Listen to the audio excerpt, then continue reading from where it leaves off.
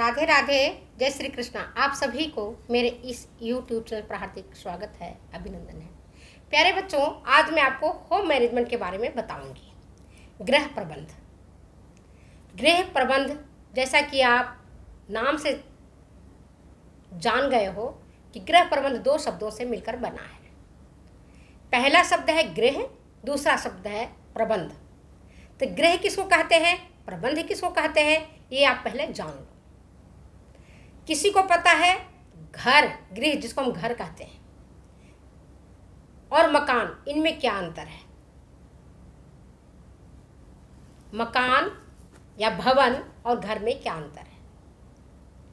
सबको पता होगा, नहीं पता है तो मैं आज आपको बता देती हूँ।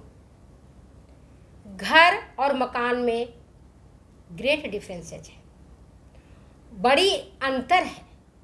एक गैप दिखाई पड़ेगा आपको घर और मकान में। घर जहां परिवार के सदस्य सभी एक दूसरे के साथ मिलकर रहते हैं, अपने विचारों का आदान प्रदान करते हैं, जहां सुख दुख को बांटा जाता है, जहां सभी निर्भीक होकर के रहते हैं, जहां सबकी इच्छाओं की पूर्ति होती है, जहां सब एक दूसरे का मान सम्मान प्यार दुलार लाड़ सब मिलता है, जहाँ हम बिल्कुल अपनी बातों को बेबाक कह सकते हैं, वह हमारा घर कहलाता है।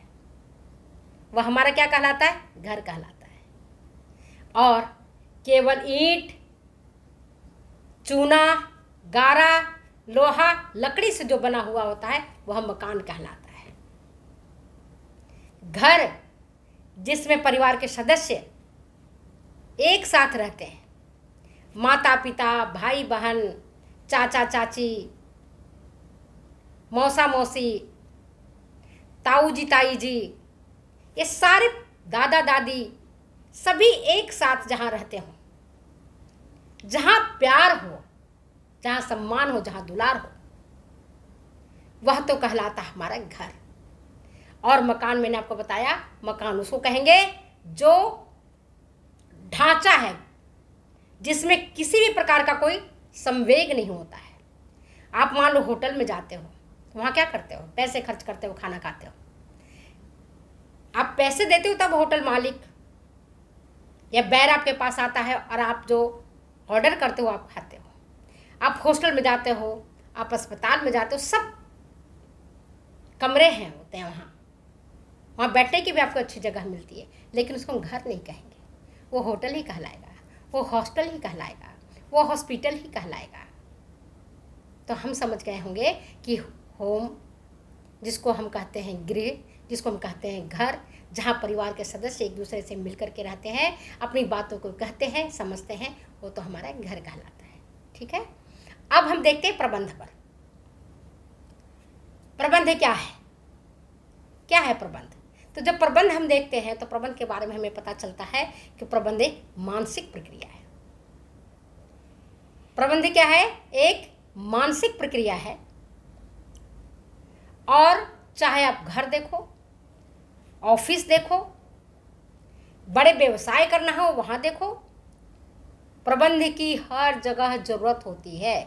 और आज वर्तमान समय में आप देखते हो तो आपके प्रबंध की अलग पढ़ाई ही होती है, मैनेजमेंट की अलग पढ़ाई होती है। बड़े बड़े इंस्टीट्यूशन प्रबंध के बारे में शिक्षा देते हैं। तो आज हम उतना विस्तार से नहीं जा करके गृह प्रबंध के बारे में और उसके उद्देश्य क्या है इसके बारे में आपको बताएंगे।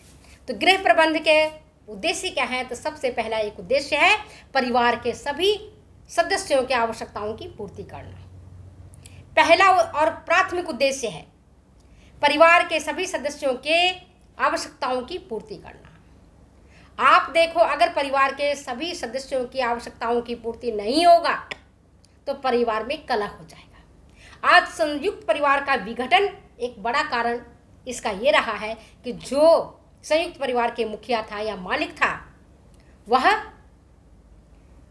असफल रहा है परिवार के सभी सदस्यों की आवश्यकताओं की पूर्ति करने में। उसमें वैमनस्य की भावना आ गई है। वह अपना निजी स्वार्थ और अपने परिवार के बारे में ही सोचता है, वो अपने छोटे भाइयों के बारे में, अपनी छोटी बहनों के बारे में नहीं सोचता है। इसलिए संयुक्त परिवार का विघटन हुआ और एकाकी परिवार का चलन हुआ। सब जानते हैं, कहने की बात नहीं है, अब सब अनुभवी हो, आपको पता होगा घर में भी कि बड़े पापा ने बेईमानी कर ली तो बड़े दादा ने बेईमानी कर ली, तो बड़ी दादी हमारी माँ को कष्ट देती थी, तो परिवार छोटी दादी का चलता था, मेरी माँ का नहीं चलता था।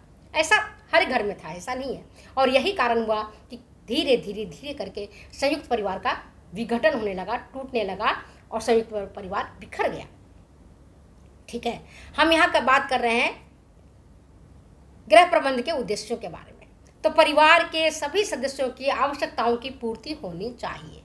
बालक है तो बालक की आवश्यकताओं की पूर्ति हो, गर्भवती माता है उसका भोजन सामान्य महिला से अलग होना चाहिए, घर में अगर कोई भी व्यक्ति बीमार है तो उसका देखभाल, उसका खान पान सामान्य व्यक्ति से अलग होना चाहिए।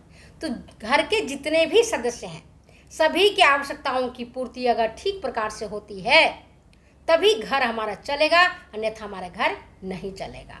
तो परिवार के सभी सदस्यों की आवश्यकताओं की पूर्ति करना गृह प्रबंध का पहला और प्राथमिक उद्देश्य है। जो बुजुर्ग लोग हैं उनका खान पान, उनकी देखभाल युवक की तुलना में अलग होता है। उन्हें ज़्यादा मात्रा में दूध, फल, जूस इनकी आवश्यकता होती है। वो तले भुने भोजन नहीं खा सकते हैं। वहीं युवक अगर 2 घंटा ना खाए तो उसके शरीर पर कोई बैड इम्पैक्ट नहीं पड़ता है। उसमें इतना ऊर्जा होता है कि अगर 2-4 घंटा ना भी खाए तो काम चल जाएगा। लेकिन अगर बुजुर्गों को, बीमार को अगर 2-4 घंटा आप खाना नहीं देंगे, उसको अगर संवेगात्मक रूप से सुरक्षा नहीं देंगे तो परिवार का जो ढांचा है, परिवार की जो एक संरचना है वह लड़खड़ा जाएगा, चरमरा करके टूट जाएगा। ठीक, समझ में आ गया? परिवार के सभी सदस्यों की आवश्यकताओं की पूर्ति करना गृह प्रबंध का पहला और प्रमुख उद्देश्य है। दूसरा उद्देश्य है सीमित आय से अधिकतम आवश्यकताओं की पूर्ति करना। हम सब जानते हैं हमारे पॉकेट में जो पैसा है वो लिमिटेड होता है हर एक परिवार में। बेरोजगारी का ऐसा आलम है आज के समय में कि लोगों को आवश्यकताओं की पूर्ति में आप जो कहोगे खनिज लवण, विटामिन्स, इनकी चर्चा हम करते हैं भोज्य पदार्थों में। तो अगर परिवार के सदस्य के पॉकेट ही कम है, आय ही कम है, संसाधन ही कम है, तो कैसे वो अपने सीमित संसाधनों में, सीमित पैसे में किस तरह से वो परिवार के सदस्यों की आवश्यकताओं का अधिकतम पूर्ति कर सके। ये कौन सिखाता है? प्रबंध सिखाता है। एग्जाम्पल मैं बताती हूँ। जिस समय टमाटर 20 रुपये किलो था, 30 रुपये किलो था, रहता है अभी भी वर्तमान में 30 रुपये किलो हो गया है, 20 रुपये किलो हो गया है। और 2 महीना पहले टमाटर का भाव आप देखेंगे 150, 200, 250, 300 तक किलो पहुंच गया था। व्हाट्सएप पर कार्टून बनते थे कि आपके मैडम ये जो साड़ी है ना, साड़ी में टमाटर का फोटो बना हुआ है, पैसे ले जाइए। दुपट्टा है ना, दुपट्टे में टमाटर का फोटो है। और लोग हाहाकार मचा रहे थे कि टमाटर तो बहुत महंगे हो गए। अगर गृहिणी होशियार है, कुशल है, काम करने में उसकी रुचि है, तो जिस समय टमाटर सस्ते आते हैं 20 रुपये किलो, 10 रुपये किलो, 5 रुपये किलो टमाटर जिस समय आता है, अगर उसी समय वह टमाटर का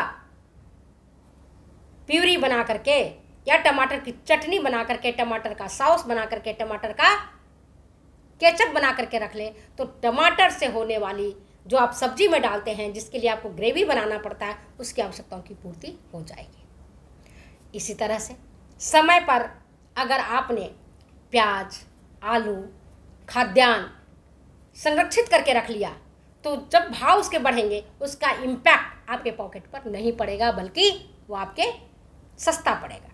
सीमित आय से अधिकतम आवश्यकताओं की पूर्ति आप कैसे करेंगे? इसके लिए समय से ही, जब आपका परिवार शॉर्ट होता है, छोटी फैमिली होती है, संकुचित परिवार होता है, उस परिवार में छोटी फैमिली में ही आपको अपने पैसे की बचत करनी पड़ती है, ताकि जब विस्तारित परिवार आएगा, जब परिवार बड़ा होगा, जब परिवार एक्सपेंड होगा, फैलेगा, जब आपके बच्चे स्कूल जाने लगेंगे, जब कॉलेज जाने लगेंगे, जब उनकी शादियां करनी होंगी, जब उनको अपने पैरों पर खड़ा करना होगा, तब आपको सोचने की जरूरत नहीं होगी। अगर आपने आज से और अभी से पैसे की बचत करना सीख लिया है, पैसों को फालतू का नहीं उड़ाया है। लेकिन जब आप सोचोगे आज में मुझे जीना है, अभी मुझे जितने पैसा है अभी कभी मुझे खर्च करना है, तब तो प्रबंध गड़बड़ा जाएगा। आने वाला टाइम में तकलीफ हो जाएगी। आपके पास पैसे नहीं होंगे, मकान खरीदने के लिए पैसे नहीं होंगे, वाहन खरीदने के लिए पैसे नहीं होंगे। आप कई बार देखते हैं ना, सुनते भी हैं, अखबार में अक्सर आता है कि कर्ज पर लिया मकान, लेकिन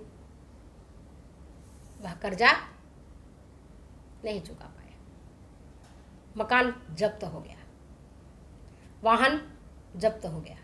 तो ऐसा काम ही क्यों करो? सीमित आय से अधिकतम आवश्यकताओं की पूर्ति करना। तीसरा उद्देश्य है गृह कार्यों को सफलतापूर्वक संपन्न करना। जो भी गृह कार्य हैं आपके पास, सफलतापूर्वक अगर आप संपन्न करेंगे, पैसे की बचत होगी। अगर आपके पास समय है, हर एक व्यक्ति के पास समय, शक्ति और पैसा, तीन चीज़ें तो रहती हैं। किसी के पास पैसा अधिक रहता है, किसी के पास समय अधिक रहता है, किसी के पास शक्ति अधिक रहती है। मैं आगे बताऊंगी। तो गृह कार्यों को अगर सफलतापूर्वक संपन्न करती हैं, तो सोचो कि आपका जो उद्देश्य है गृह प्रबंध का, वो पूरा हो जाता है। और चौथा इसका है पारिवारिक स्तर को बनाए रखना। जो भी पारिवारिक आपका स्तर है ना, उसको ऊंचा उठाना है, ना कि नीचे गिराना है। कई बार आप देखते हैं राजा महाराजा बहुत पैसे वाले, आप सुनते हैं, देखते हैं, आपको एहसास भी होता है कि अरे हमारे दादा के पास तो बहुत ज़मीन थी, हमारे दादा के पास तो मकान था, हमारे दादा के पास तो ऐसा था, वैसा था, सब था। लेकिन धीरे धीरे धीरे धीरे धीरे हम सारे उड़ा दिए, मौज मस्ती में उड़ा दिया, शान शौकत में उड़ा दिया, देखने दिखाने में उड़ा दिया, दोस्तों के साथ पीने में उड़ा दिया, होटलबाजी में उड़ा दिया, नुकसान होगा। तो पारिवारिक स्तर को बनाए रखने में गृह प्रबंध का एक महत्वपूर्ण उद्देश्य है, जिससे कि परिवार का शान शौकत, परिवार की इज्जत बरकरार रहे, बनी रहे। और परिवार को कभी अगर मान विदेश यात्रा भी करनी पड़े, बच्चों को पढ़ाना भी पड़े, तो उनके ऊपर भार नहीं आए। और पांचवा सबसे महत्वपूर्ण उद्देश्य है पारिवारिक वातावरण को स्वच्छ बनाए रखना। स्वच्छ मतलब यहाँ पर पारिवारिक वातावरण को स्वस्थ बनाए रखना। स्वच्छ से मतलब यहाँ स्वस्थ बनाए रखना, अन्यथा क्या होगा? कलह कलेश, लड़ाई झगड़े, मारपीट होंगे परिवार में। वर्तमान स्थितियां जो देख रहे हो आप, घर टूट रहा है, घर बिखर रहा है। क्यों घर बिखरा? घर क्यों टूटा? क्यों तलाक लेने की नौबत आई? इसलिए कि हमने समय रहते प्रबंधन ठीक प्रकार से नहीं किया, मैनेजमेंट हमारा ठीक प्रकार से नहीं है। इसीलिए परिवार में मनमुटाव, कलह कलेश, ऐसी स्थिति उत्पन्न होती है। आप जो काम करते हो उसके पहले सोचो कि क्या काम हमने किया, उसकी प्लानिंग ठीक है, उसका एग्जीक्यूशन ठीक है, उसका मूल्यांकन करो। मूल्यांकन करने के बाद फीडबैक लो परिवार के सदस्यों से कि हम जो काम करने जा रहे हैं इसका परिणाम क्या होगा। और जब इतना आप सोच लोगे तो निश्चित तौर पर मेरा दावा है, मैं कहती हूँ आपको कि पारिवारिक लक्ष्यों की प्राप्ति हो जाएगी। कोई इसे रोक नहीं सकता है कि पारिवारिक लक्ष्यों की प्राप्ति नहीं होगी। तो आज मैं आपको गृह प्रबंध के गृह क्या है, प्रबंध क्या है और गृह प्रबंध के उद्देश्य क्या है, इस पर मैंने आपको विस्तार से चर्चा किया है। वीडियो अच्छी लगती है प्लीज़ शेयर करें, कमेंट करें, सब्सक्राइब करें। फिर मिलते हैं। Okay, bye.